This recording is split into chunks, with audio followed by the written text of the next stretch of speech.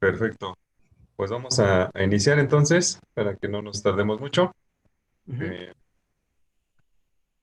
Eh, Ahorita vamos a ver la siguiente etapa del proceso administrativo, que es la de organización.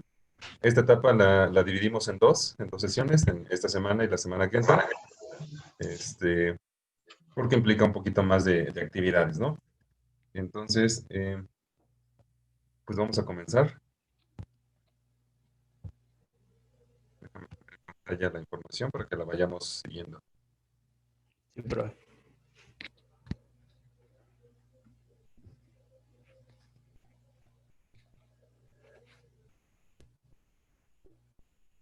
Bien, ya está, ya la puedes ver. Sí, pero ya. Ok. Bueno, entonces, como te decía, vamos a ver la tercera etapa del proceso administrativo, que es la organización.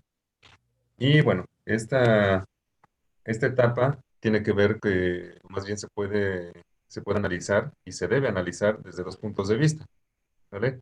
La organización como actividad, es decir, nos vamos a organizar para poner en orden todo el plan que se va a realizar, pero también lo debemos ver como como organización, como este, como la empresa que se va a formar, ¿sale?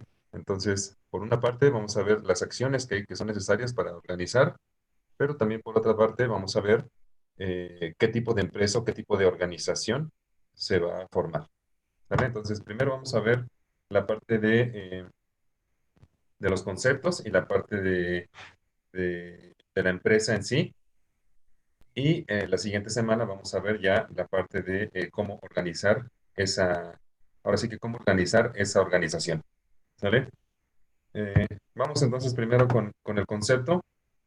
Como te digo, se puede ver desde dos puntos de vista, ¿sí? Desde el punto de vista de, de la actividad, y precisamente esta es la definición, ¿sí? Nos dice que, bueno, la palabra organización proviene del griego organon, que significa instrumento, ¿sí? Entonces,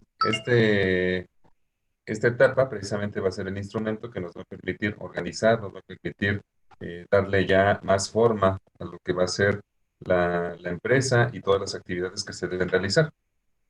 Nos dice que es la estructuración técnica de las relaciones que deben existir entre las funciones, los niveles y actividades de los elementos, tanto materiales y humanos, de un organismo social, con el fin de que se logre su máxima eficiencia dentro de los planes y objetivos señalados.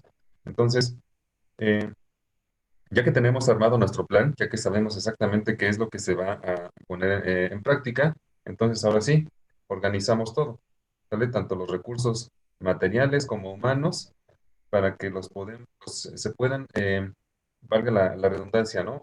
Organizar de tal forma que entreguen los mejores resultados, que su eficiencia sea la más alta posible. Si nosotros no definimos bien áreas, departamentos, niveles jerárquicos, funciones, actividades, pues entonces vamos a estar trabajando de igual manera, pues prácticamente a ciegas, ¿no? O a lo que salga, ¿sale? Tal vez puede ser que sí alcancemos algún resultado, pero puede ser que no sea la mejor forma para lograrlo. Entonces, si nos organizamos, si hay esa distribución de todos los recursos de manera correcta, entonces todos y cada uno de los elementos van a funcionar de la manera más eficiente posible. ¿Cuál es la importancia de llevar a cabo esta etapa del proceso administrativo? Pues nos dice que es el elemento final del aspecto teórico. Y en esta etapa se va a recoger todo lo que hasta el momento se ha realizado tanto en la previsión como en la planeación. Al principio veíamos que la administración se divide en una etapa mecánica y en una etapa dinámica, ¿vale? Entonces, la etapa mecánica es la etapa teórica, por así decirlo, de armado de todo lo que se va a realizar. Y la parte mecánica es la parte práctica, donde ya se implementan todo lo que se hizo en papel. Entonces, esta etapa es la última de la parte teórica. Por lo tanto, lo que se plasme en esta organización es prácticamente lo que va a dar origen ya a lo que se va a implementar, a lo que se va a realizar ya, ¿vale? Entonces, de ahí la importancia en que se realice de manera correcta, porque pues es cuando ya se va a poner en marcha. Y precisamente aquí nos dice, ¿no? Es importante ya que construye el punto de enlace entre los aspectos teóricos y los aspectos prácticos, ¿vale? Entonces, es como que el vínculo, ¿no? El vínculo entre lo que hemos pensado y entre lo que vamos a realizar ya efectivamente. Al igual que en las etapas anteriores, también debemos de contar con ciertos principios o con ciertas características al momento de realizar nuestra organización. La primera nos dice que es la especialización. Esto se refiere a la división del trabajo. Eh, Dentro de las empresas, pues siempre debe existir esta división del trabajo. ¿Para qué? Para que cada área, cada parte que se va a dividir, pues siempre tenga su campo de acción, tenga su especialización. Si no se hace esa división del trabajo, entonces podríamos estar repitiendo algunas actividades, podríamos estar eh, desempeñando actividades totalmente distintas. Entonces, esto no es conveniente porque no se obtienen la mayor eficiencia, ¿vale? Entonces, al hacer la división del trabajo, especificar actividades, especificar puestos que, que cada uno debe desempeñar dentro de la organización, entonces así va a funcionar de mejor forma la empresa. El siguiente principio nos dice que debemos tener también una unidad de mando. Este principio hace referencia a que en nuestro organigrama, que precisamente se debe realizar durante esta etapa, eh, cada puesto solamente tenga un jefe al que deba entregarle cuentas. Esto principalmente porque eh, esa unidad de mando va a responder a que se tenga una mejor claridad de quién es el jefe y quién es el que me va a dar instrucciones de lo que yo debo hacer. Si yo no defino bien esa unidad de mando, pues entonces puede ser que esté recibiendo órdenes de varios jefes o de distintas áreas, que cada uno me dé instrucciones distintas, y con ello, pues lo único que vamos a lograr es confundir al trabajador. eh, Vamos a estarle generando ese conflicto de a quién le hago caso, con quién quedo bien, a qué le doy prioridad, y al final de cuentas puede ser que por esa duplicidad de instrucciones no pueda atender a ninguno de los dos, ¿no? Entonces, por eso se debe dejar bien en claro cuáles son las líneas de mando y que solamente los trabajadores tengan un solo jefe, que solamente reciban instrucciones de una sola persona. Eh, el siguiente principio es el equilibrio de autoridad y responsabilidad. Dice que la autoridad se debe ejercer de arriba hacia abajo. La responsabilidad va en la misma línea, pero en dirección contraria, es decir, va de abajo hacia arriba. Por lo tanto, nos dice que cada nivel jerárquico debe tener perfectamente señalado el grado de responsabilidad que tiene, que es a su vez el fundamento de la autoridad que debe también concederse, ¿sí? Siempre que una persona reciba autoridad, pues también va a tener una responsabilidad que conlleva esa autoridad. Dice que la autoridad se debe ejercer de arriba hacia abajo. Pues sí, mientras más, si lo vemos en el organigrama, mientras más arriba, vas a tener más autoridad sobre los niveles inferiores. Pero la responsabilidad es al revés, va de abajo hacia arriba. Se refiere a que mientras más arriba estés en ese organigrama, también vas a tener mayor responsabilidad. Sí, puedes tener o vas a tener mayor autoridad, pero también una mayor responsabilidad. Por lo tanto, debe haber ese equilibrio, ¿sí? Si a nosotros, bueno, más bien, dentro de las funciones que se definan para cada puesto, ahí también se debe definir la autoridad y la responsabilidad. No se le puede dar a alguien mucha autoridad, pero poca responsabilidad, o viceversa, que sea responsable de todo, pero que no tenga autoridad. ¿sí? Entonces deben ir de la mano, debe haber un equilibrio entre estas dos situaciones para que pueda existir una mejor distribución de las actividades, que se pueda ejercer esa autoridad por la persona que va a ocupar ese puesto y que a su vez se haga responsable de de todas las actividades que conlleva ese puesto. Y por último, tenemos también un equilibrio entre la dirección y el control, ¿sí? Dice que se debe delegar la autoridad y la responsabilidad se comparte. No solo se debe ejercer la autoridad y tener responsabilidad una sola persona. Para eso precisamente está el organigrama y para eso se debe conocer para que el jefe o quien esté arriba en el organigrama pueda delegar ciertas actividades, pueda delegar esa autoridad. ¿Para qué? Pues para que se pueda liberar de trabajo un poco, para que el trabajo se reparta entre todos los que pertenecen a esa área.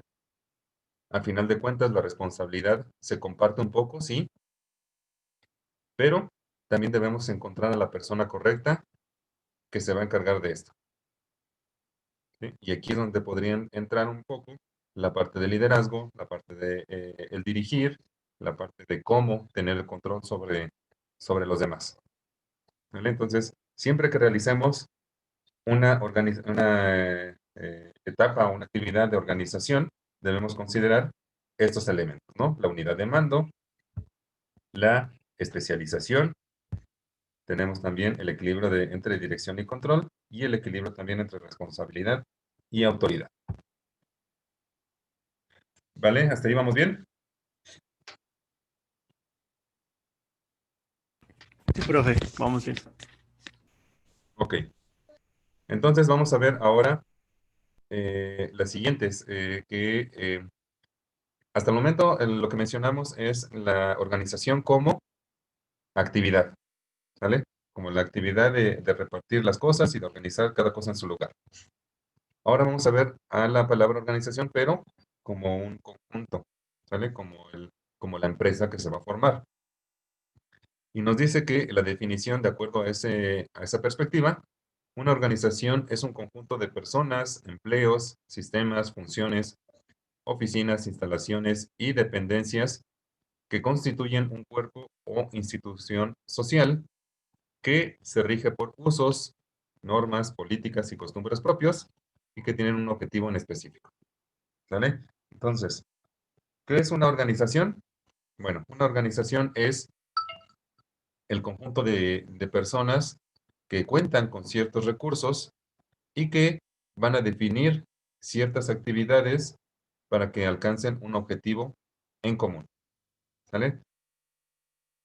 Entonces, aquí en esta definición podemos encontrar algunos elementos que son necesarios para formar una organización.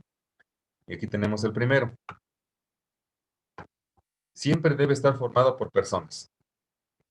Si no hay ninguna persona que forme esa organización o forme parte de, pues obviamente no podríamos hablar de que se trata de una organización. ¿Vale? La siguiente, debe contar con recursos. Si no tiene recursos para funcionar, para llevar a cabo sus actividades, entonces tampoco estaríamos hablando de una organización. Nos dice que debe definir ciertas actividades, ¿sí? En las políticas ahí se van a definir sus actividades, las costumbres, las normas que implante, van a definir las actividades que va a realizar esa organización. Si no se definen tampoco actividades a realizar, pues entonces tampoco hay nada que hacer, ¿no? Y no estaríamos hablando de una empresa o de una organización.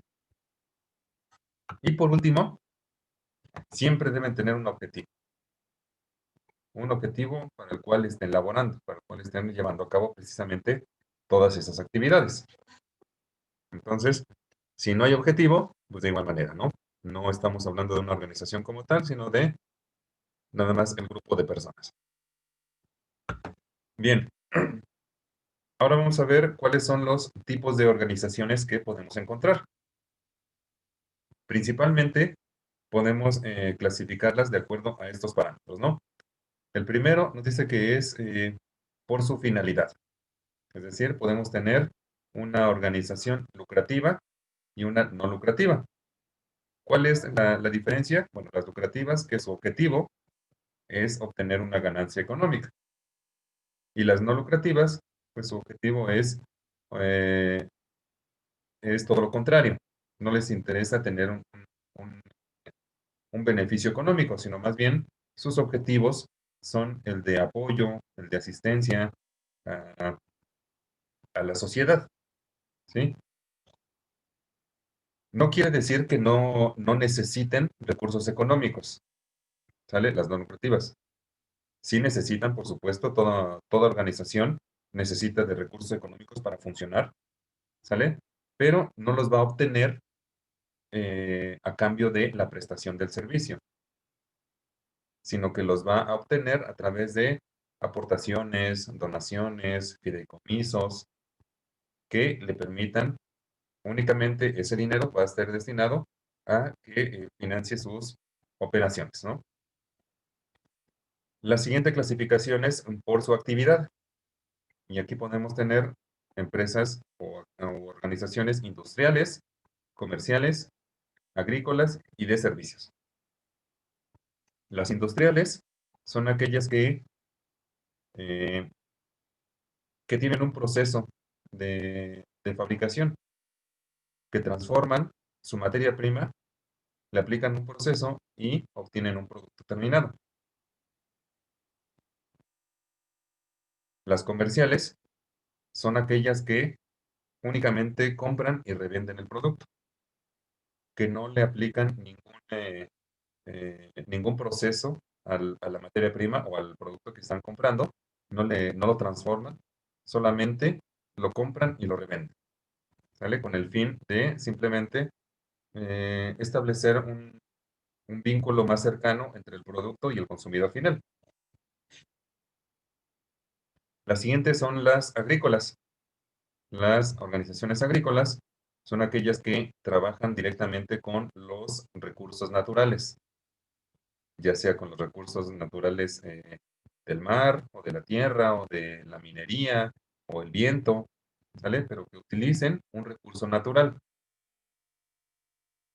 Generalmente también son industriales, porque a la vez que utilizan los recursos naturales, también lo procesan, lo transforman y obtienen un producto terminado. Y por último tenemos las de servicios.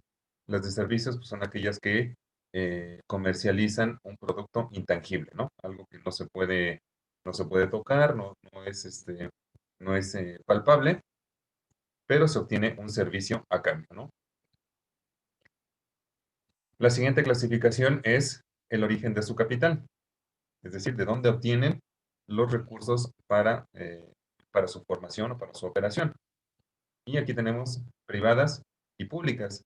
Y de hecho también podemos tener eh, mixtas, ¿vale? Las organizaciones privadas, entonces, son aquellas que van a obtener sus recursos o que fueron formadas con capital privado, ¿no? El de cualquier persona. Cualquier persona que junta su capital, una sola persona o varias personas, para formar esa organización. Las públicas, pues son aquellas que obtienen financiamiento por parte del gobierno, que dependen de los recursos que les asigne ese gobierno para su operación. Y las mixtas, pues como su nombre lo indica, tienen una combinación, ¿sale? Tienen tanto aportación de empresas privadas como de empresas, perdón, como del gobierno, ¿sí? ¿Hasta ahí vamos bien? Sí, profe, todo bien. Ok. Entonces, aquí en esta última diapositiva tenemos otras clasificaciones, ¿sí? Nos dice que también las podemos clasificar por su estructura legal, ¿ya? Y pueden ser personas físicas o personas morales. Una persona física es aquella organización que está representada por una sola persona, que una sola persona es el responsable, el dueño, el representante legal, quien, quien ante la ley figura como, pues sí, como el dueño, ¿no? de la organización. Y personas morales es cuando se juntan varias personas, dos o más personas, para formar esa organización. Y ante la ley, todas las personas que forman parte de esa organización tienen representación legal, ¿no? Para ello, a las empresas o las organizaciones se les pone un nombre que de inmediato los va a identificar como una persona moral, ¿no? Como que es una organización en la cual distintas personas físicas aportaron su capital para la formación de esa empresa, ¿sí? El siguiente es por su grado de concentración. Y aquí podemos tener descentralizadas y centralizadas. Y de hecho tenemos otra, ¿no? También aquí en esta, que son las desconcentradas. Aquí en esta clasificación se va a referir más que nada a dónde realizan todas sus operaciones, ¿sí? Las empresas descentralizadas, las primeras, son aquellas que dividen sus operaciones en distintas sedes, en distintos puntos, en distintos lugares físicos, ¿sí? Generalmente están representadas por empresas que son grandes, ¿sí? Por ejemplo, eh, no sé, tal vez Coca-Cola, por ejemplo, tiene, tiene sus oficinas corporativas, ¿no? Y en esas oficinas corporativas, pues están los altos mandos, las direcciones generales, las direcciones de todo un país o de toda una división, no sé cómo lo tengan ellos nombrado, ¿no? Pero básicamente son puras operaciones administrativas en en esas oficinas, en ese corporativo. Pero también tienen sus plantas de producción. Y en las plantas de producción, pues únicamente, como su nombre lo indica, llevan a cabo la elaboración del producto y su distribución a los puntos de venta, ¿vale? Entonces, sus actividades están divididas en distintas sedes, ¿sale? Las centralizadas, pues son aquellas que, al contrario, todas las operaciones las llevan a cabo en un mismo lugar físico. Generalmente están representadas, pues, empresas micro, pequeñas, y tal vez algunas medianas, ¿no? Por ejemplo, eh, ahí en la universidad, por ejemplo, ¿no? Pues ahí tenemos el departamento de recursos humanos, de contabilidad, de vinculación, todos los departamentos administrativos, ¿no? Ya en el caso de escolar, también ahí se imparten las clases, ¿vale? Entonces, todas las actividades de esa empresa se llevan a cabo en una sola sede. Y las desconcentradas es una variante, por así llamarlo, de las descentralizadas, ¿sí? La única diferencia es que en una organización descentralizada, como te decía, se dividen las operaciones en distintas sedes, pero siguen teniendo influencia sobre las actividades que se dividieron. Por ejemplo, vamos a poner un ejemplo. Eh, supongamos que la universidad decide abrir otro campus, ¿no? Supongamos. Pero obviamente al abrir otra sede, entonces pues tendría que dividir un poco sus actividades, no solo las de enseñanza, ¿no? Las de impartir clases, sino también tendría que mandar tal vez a un departamento allá de contabilidad, a un departamento de vinculación, un departamento de control escolar, ¿sale? ¿Por qué? Porque obviamente requieren de que estén más cerca, pero aún así van a seguir dependiendo de la sede principal. Y las desconcentradas no, se dividen, se van a dividir igualmente, pero ya van a cortar totalmente toda dependencia, ¿vale? Supongamos que en esa misma división de la universidad, ¿ok? Ya se divide todo, pero ahora ya allá va a ser totalmente aparte del campus que tenemos ahorita en Teloyuca, ¿vale? Entonces, no solo se separan en lugar físico, sino que también se desentienden por completo de las actividades, ¿no? Es como si ya fuera otra escuela totalmente aparte, ellos se encargan de todo lo que suceda allá, no nos importa y tampoco se meten con lo que hagamos nosotros acá en la otra sede, ¿sale? Esa sería la diferencia. Después tenemos otra clasificación que es por su formalidad. Y aquí tenemos empresas formales e informales.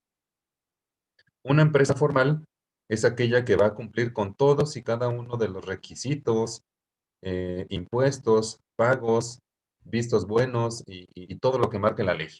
Ajá. Es decir, tiene su licencia de funcionamiento, su permiso, tiene sus, paga impuestos, tiene registrados a todos sus trabajadores, les paga les da todas sus prestaciones, ¿sale? Todo lo tiene reglamentado bajo la ley. Y las informales son aquellas que no cumplen con todos, pero sí cumplen por lo menos con algún requisito, ¿sí? Tal vez a sus trabajadores no les da seguro, pero sí tienen por lo menos su permiso de funcionamiento, ¿no? Que es el básico. Ese sí, toda empresa, todo negocio debe contar con él, su permiso de funcionamiento, su licencia de funcionamiento. Entonces tienen esta, pero no tienen más. Tal vez no están dados de alta en Hacienda y no pagan directamente sus impuestos, ¿sale? Entonces, son informales por esa parte, ¿sí? No quiere decir que sean ilegales. Ajá. Eh, un negocio ilegal, bueno, pues ya ahí serían los que marca la ley como delitos, ¿no? Como alguna inconsistencia legal, pero el comercio informal sí está permitido, se le permite funcionar siempre y cuando cumpla por lo menos, como te decía, con uno de esos requisitos. Después tenemos por su organización, y este sí va en función de su organigrama, es decir, cómo va a estar organizada todas las áreas, todas las piezas que van a formar esa empresa, ¿vale? Y podemos tener una organización lineal, funcional, una lineal staff o por comités, ¿sale? Estos los vamos a ver en la siguiente clase porque pues, es precisamente de lo que va a tratar la siguiente sesión. Entonces ahorita nada más los mencionamos, ¿no? Podemos tener esos cuatro. Y por último tenemos la clasificación de acuerdo a su tamaño, ¿sí? Y podemos tener empresas micro, pequeñas, medianas y grandes. Esta clasificación por su tamaño se realiza principalmente por el número de empleados que tiene esa empresa. Una empresa micro puede tener hasta 10 empleados. Una empresa pequeña puede tener hasta 20 empleados. Una empresa mediana puede tener hasta 50 empleados. Y una empresa grande puede tener 50 o más empleados. ¿Sale? Para hacer esta clasificación también va a depender del giro o a lo que se dediquen. Es decir, si es industrial, si es de servicios, si es comercial o si es industrial. Perdón, agrícola. ¿Vale? Las empresas, ahorita esta clasificación digo, de 10, de 20, de 50 o más de 50, corresponde a una empresa, eh, ya sea de servicios o comercial. Pero si son industriales o agrícolas, el número de empleados cambia un poquito. La micro, si es hasta 10, de igual manera. Una empresa pequeña puede ser hasta 30 empleados, si es que son industriales o agrícolas. Una empresa mediana puede ser de hasta 100 empleados, si es que es industrial o de agrícola. Y para ser grande de estos dos giros, pues que tenga más de 100 empleados. ¿Vale? Pero sí se va a realizar de acuerdo al número de empleados que tenga la empresa. ¿Dudas, Daniel? No, profe, todo quedó claro. ¿Sí?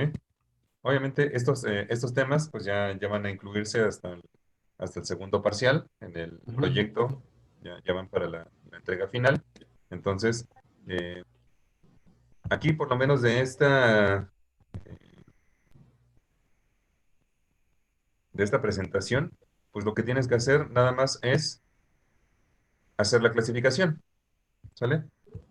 De acuerdo a estas clasificaciones que vimos, si es que va a ser una lucrativa o no lucrativa, o si va a ser industrial, comercial, agrícola, de Ujú. servicios, si es pública, privada, ¿sale? Y nada más. Bueno, y las de acá, ¿no? También, si es persona física, moral, y estas de aquí, ¿sale? De la siguiente, del tema de organización que vamos la siguiente semana, ahí sí ya vas a tener que realizar, obviamente, el organigrama, la descripción de los puestos y lo que me mencionabas, ¿no? En el mensaje, cuando me mandaste el mensaje, eso ya es parte Ujú. de la organización. Ok, profe. ¿Sale, Daniel? Entonces, no sé si tengas alguna pregunta, duda. Mm, de ahorita de esta clase no, profe, pero sí ¿No? tengo dudas de mi proyecto. Ah, ok. Pues a ver, vamos a verlo entonces, si quieres. Espérame, aquí lo tengo, las dudas.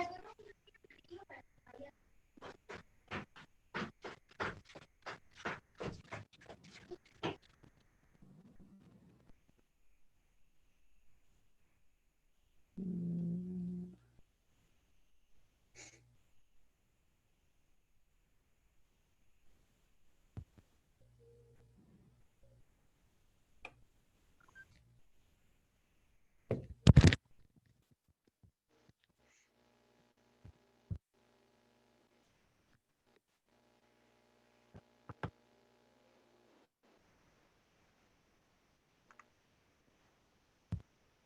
Nada más es en la introducción, profe. Tengo que poner que, bueno, se podría decir que el proyecto se hace con el fin de, es que podría ser la problemática como objetivo general es, no sé si podría ser, presentar el trabajo por la situación de la pandemia, se va a desarrollar un jabón o que ya existe el jabón desde antes. ¿Sí me entiende? Ok, ok. No sé si me explico. Pero eso lo vas a definir donde en la introducción o Ajá, cómo. sería, ajá, en la introducción del resumen. Ok. Pongo que la empresa ya existía o que la empresa va a existir, dependiendo de pues la situación que estamos viviendo o como yo quiera. Eh, no, pues digo, sí lo puedes poner como prefieras, pero podrías ponerle que si es que ya lo tenías desde antes, pues explicar eso, ¿no? Este proyecto pues ya se tenía planeado desde tal fecha, por situaciones de la pandemia se retrasó un poco, ¿no? Pero a la vez funcionó o se adaptó de mejor manera porque pues va a ser un producto que encaja, ¿no? Encaja perfecto con la situación de higiene, de limpieza que hoy en día se requieren ante la pandemia. O también no podría poner como así de el presente trabajo, pues está encaminado a tratar la problemática que se vive hoy en día y así, o no. No, sí, si quieres, sí. Sí, sí, sí, no hay problema. Mira, al final de cuentas, este, eh, para el trabajo que yo te estoy pidiendo, pues se supone que apenas lo estarías formando, ¿no? Y que, y que por eso lo pensaste así, porque está la situación de la pandemia. Entonces, por eso lo estás Ujú. iniciando. Si quieres manejarlo así, está bien, no hay ningún problema. Ah, bueno, profe. Nada más eso porque pues de ahí como que sí se basa más o menos en casi todo, porque ya inventaría lo otro y así. Pero nada ¿Ok? más esa era duda, profe. Que La si el duda. producto lo puedo poner como nuevo, que apenas lo vamos a introducir al mercado, como penetración del mercado o que ya existía. Pero ¿Ok? no, yo creo que sí lo voy a hacer como que apenas, dependiendo de la situación que se está viviendo, se va a desarrollar un jabón y así. Ok, sí, está bien. No hay ningún problema, Daniel. Vale, profe. No, nada más sería esa, profe. Sí, Porque como que, ajá, sí, nada más ese y ya de ahí creo que sí, ya está todo bien. ok, perfecto. Bueno, pues recuerda que se entrega el viernes el proyecto, bueno, tanto el proyecto como la actividad correspondiente a esta semana, que también ya está en la plataforma, se entregan el día viernes, ¿sale? Ok, profe. Sí, Y pues ya para la está muy siguiente bien. semana ya estaríamos entregando la calificación, ¿no? Del primer parcial y obviamente también ya iniciando con todo lo del segundo parcial. Y disculpe, profe, no voy a tener examen en este parcial, ¿verdad? No, no, lo que tengo entendido es que no va a haber examen ahorita en el primer parcial, nada más va a ser examen hasta el segundo parcial. Ahorita nada más sería Ok. con el avance del proyecto y las demás actividades. Ah, ok, profe. Sí, está muy bien.